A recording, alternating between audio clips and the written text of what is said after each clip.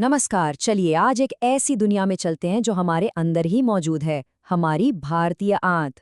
इसकी कहानी इतनी अलग और इतनी खास है कि ये हमारे स्वास्थ्य को देखने का नजरिया पूरी तरह से बदल सकती है।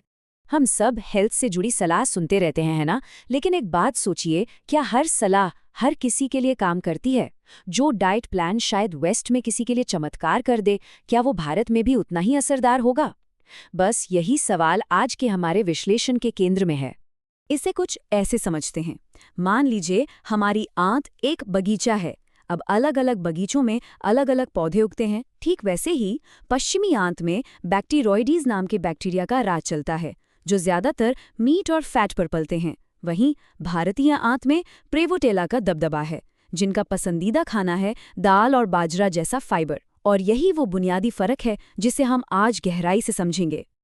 अच्छा, आगे बढ़ने से पहले गट माइक्रोबायोम का मतलब समझना बहुत जरूरी है। देखिए, ये हमारे अंदर रहने वाले खरबों छोटे छोटे जीवों का एक पूरा शहर है। और ये सिर्फ हमारा खाना नहीं पचाते, बल्कि हमारी इम्यूनिटी से लेकर हमारे मूड तक को कंट्रोल करते हैं। इसे हमारे शरीर का एक छिपा हुआ अंग भी कहा जा सकता है। तो सवाल ये उठता है कि क्या इस बात का कोई वैज्ञानिक सबूत है कि भारतीय आंत वाकई में अलग है? जी हाँ, बिल्कुल है। चलिए उन सबूतों पर एक नजर डालते हैं जो भारतीय गट माइक्रोबायोम को एक खास पहचान देते हैं। कई बड़ी बड़ी स्टडीज ने यही बात साबित की है। जब साइंटिस्ट ने दुनिया भर के लोगों के गट माइक्रोबायोम को एनालाइज किया, तो उन्होंने पाया कि भारतीयों का माइक्रोबायोम बाकियों से एकदम अलग है। ये कोई छोटा मोटा फर्क नहीं है, बल्कि ये पूरी तरह से एक अलग क्लस्टर, एक अलग समूह बनाता है। तो चलिए अब इन दो मेन प्लेयर्स से मिलते हैं, प्रेवोटेला और बैक्टीरोइड्स। सोचिए कि प्रेवोटेला एक तरह का शाकाहारी है जिसे दाल, रोटी और बाजरा बहुत पसंद है। दूसरी तरफ बैक्टीरोइड्स मांसाहारी खाने और फैट को प्रोसेस करने में माहिर हैं। यही वजह है कि ये दोनों अलग अलग तरह के खान पान वाले माहौल में ज्यादा पनपते हैं। आप जरा इन आंकड़ों को देखिए, ये अपने आप में पूरी कहानी कह रहे हैं। भारतीय आंत में प्रेवोटेला का लेवल देखिए और फिर उसकी तुलना अमेरिका और डेनमार्क की आबादी से कीजिए। फर्क साफ है, और ये हमारे पारंपरिक फाइबर से भरपूर खाने का सीधा नतीजा है। और बात सिर्फ बैक्टीरिया के टाइप तक ही सीमित नहीं है, मामला इससे कहीं ज्यादा गहरा है।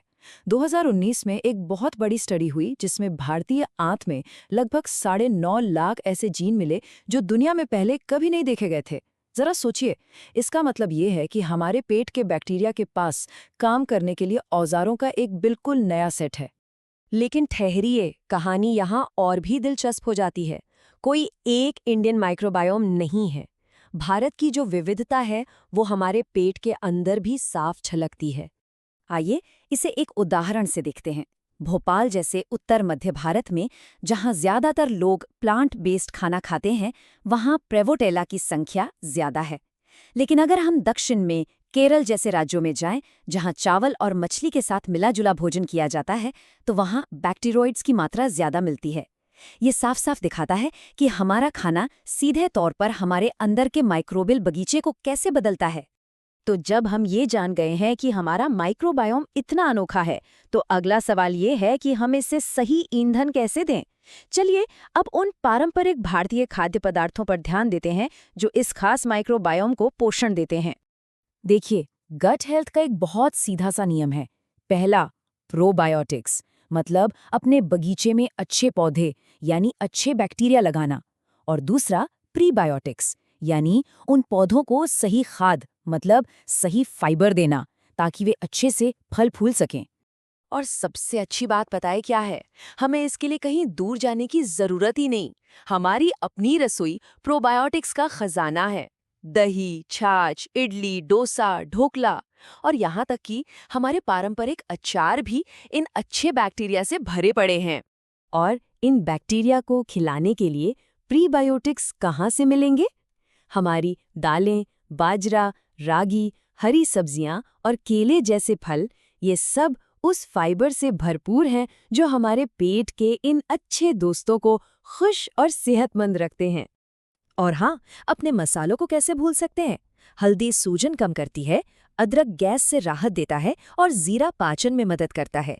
यहाँ तक कि घी भी अगर सही मात्रा में लिया जाए तो हमारी आंत की दीवारों को स्वस्थ रखता है, क्योंकि इसमें ब्यूट्रिक एसिड होता है। तो ठीक है, ये सारी जानकारी तो हमने ले ली, लेकिन इसका आज के दौर में हमारे लिए क्या मतलब है? ये समझना क्यों ज़रूरी है कि हमारी माइक्रोबियल विरासत क्या है? देखिए, इसका सबसे बड़ा सबक, सबसे ज़रूरी बात यह है कि सेहत के मामले में वन साइज फिट्स ऑल जैसा कुछ नहीं होता। पश्चिम में जो डाइट या जो प्रोबायोटिक्स काम करते हैं, ये ज़रूरी नहीं कि वो हमारे प्रेविटेला वाले सिस्टम के लिए भी उतने ही फायदेमंद हों। हमें अपनी सेहत के लिए एक भारतीय नज़रिए की सख्त ज़रूरत है। तो फिर आगे का रास्ता क्या है? जवाब हमारी अपनी जड़ों में ही छिपा है। दाल, सब्जी और मोटे अनाज, घर का बना दही और इडली डोसा जैसे फर्मेंटेड फूड्स। ये समझना सबसे जरूरी है कि हमारे पूर्वजों का जो खानपान था वो सिर्फ परंपरा नहीं थी, उसके पीछे एक गहरा विज्ञान था जो अब जाकर साबित हो रहा है।